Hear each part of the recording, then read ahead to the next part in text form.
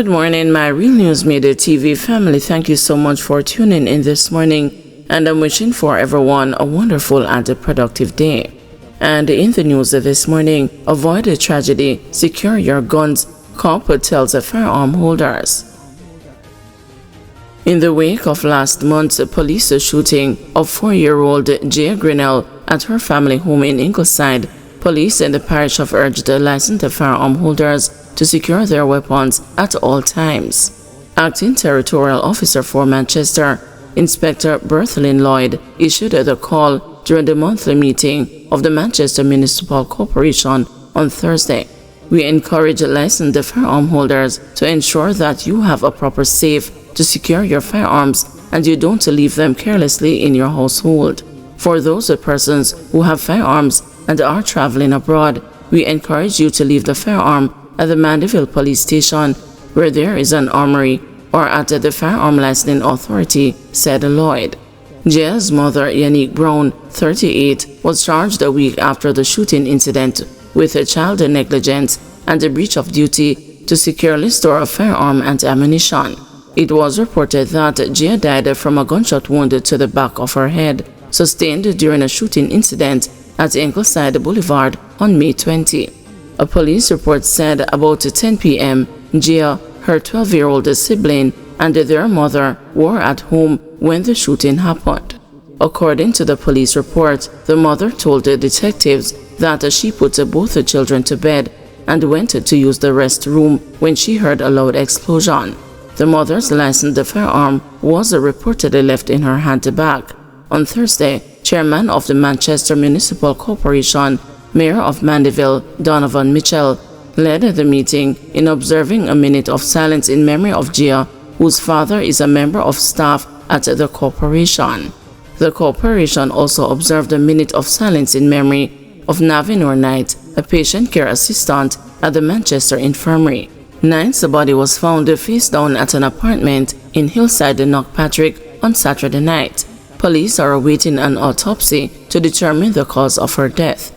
In the meantime, Lloyd told the meeting that despite a 41% decrease in major crimes in Manchester, residents should remain vigilant and implement target hardening measures to combat break-ins and robberies.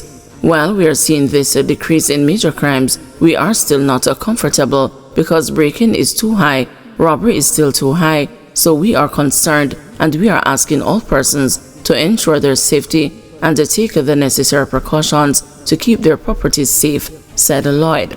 She recommended the installation of security cameras, alarms, and tracking devices for vehicles. All hands have to be on deck. The police cannot be everywhere, so everybody has to take their personal responsibility to ensure that their properties are safe and their neighbors are safe, added Lloyd. Fresh call for new Mandeville Fire Station. There is a renewed call for action to improve the working conditions of firefighters in Mandeville. Superintendent Emric Needham of the Jamaica Fire Brigade on Thursday reiterated that the present station on Brigade Crescent is inadequate to house the number of people there. Needham made the disclosure while addressing the monthly meeting of the Manchester Municipal Corporation.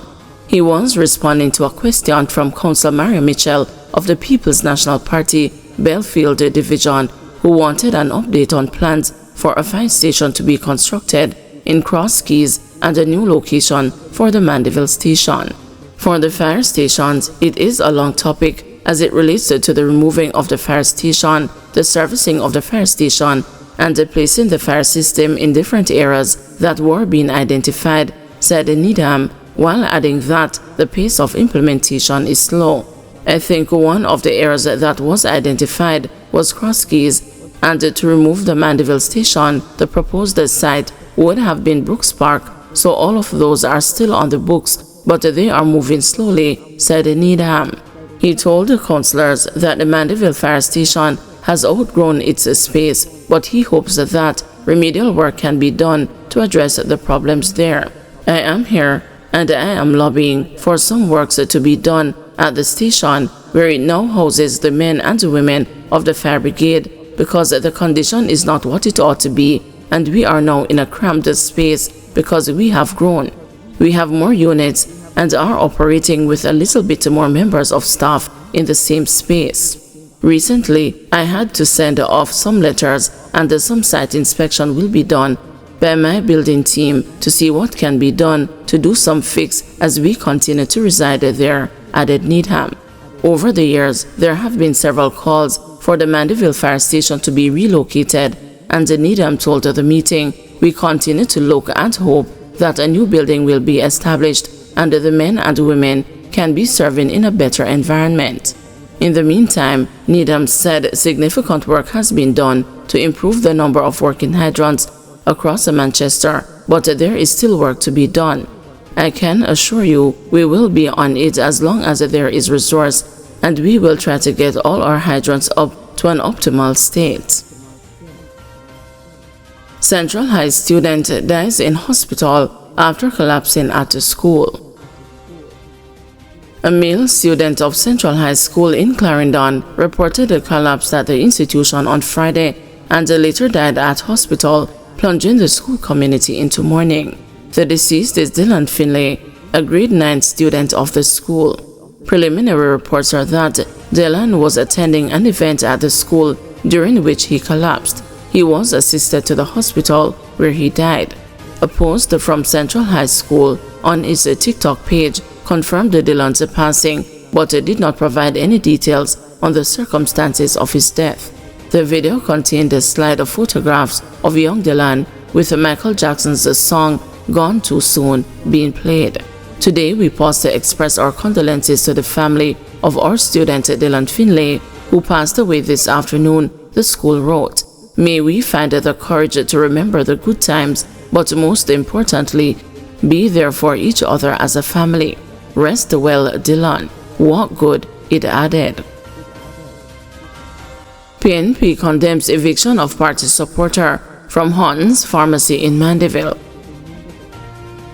Opposition spokesperson on justice, Senator Donna Scott Motley, has expressed a deep concern following the circulation of a video on social media in which a supporter of the People's National Party was ordered to leave Horton's pharmacy in Mandeville, Manchester, supposedly for simply wearing PNP paraphernalia. Horton's pharmacy is led by Stafford Horton, a former Jamaica Labour Party member of Parliament. In a release on Friday, Scott Motley contended that this disgraceful act is not only a gross display of political intolerance, but also represents a dangerous attack on the right of freedom of expression, a fundamental right enshrined in our Constitution. She added that we must never allow ourselves to revert to the dark days of political tribalism that marred our society in the 1980s. As a nation, we have worked hard to move beyond that era, and we must guard against any actions that seek to take us backward. No citizen should be denied service or be harassed because of their political affiliation, stated Scott Motley. She further said this video is a disturbing reminder of how far we still have to go as a nation in respecting democratic principles. To discriminate against a person for wearing the colors or symbols of a political party is a direct assault on their dignity and on the very foundation of our democracy. She said the opposition condemns the action and calls on the management of Horton's pharmacy to publicly apologize to the individual who was involved and to the wider Jamaican public for the reprehensible conduct. Scott Motley further said this kind of political discrimination must not be allowed to go unchallenged. We are treading a dangerous path if businesses begin excluding customers based on political preference. Jamaica's hard-won rights and freedoms must be respected by all, regardless of party affiliation. The release said the PNP is committed to building a society based on mutual respect, justice and freedom, and the acts of political victimization, whether subtle or overt, have no place in a modern democratic society. Guys, thanks for watching. Please join us this afternoon at 2 p.m. for another news update.